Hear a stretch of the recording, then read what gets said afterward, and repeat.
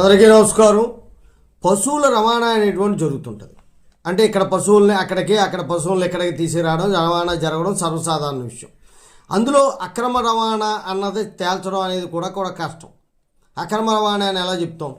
అలాంటి సందర్భాల్లో ఇక్కడ కొత్త చట్టాన్ని ఏపీ ప్రభుత్వం తీసుకురాబోతుంది. ఆ సంబంధిత మంత్రి అచ్చెన్నాయుడు గారు తెలియజేశారు. ఏదైనా పశువుల్ని ఒక ప్రాంతం నుండి ఒక ప్రాంతానికి తీసుకెళ్లాలంటే అక్కడ పశుసంవర్ధక శాఖ నుండి వాళ్ళు పర్మిషన్ తీసుకోవాలి అని. Digital transport certificate generation system అనేటువంటి దాన్ని ప్రారంభించాం.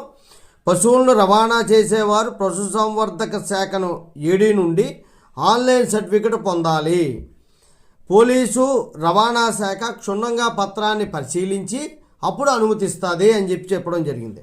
అయితే అవి లంచం ఇస్తే సర్టిఫికేట్ ఇవ్వరా?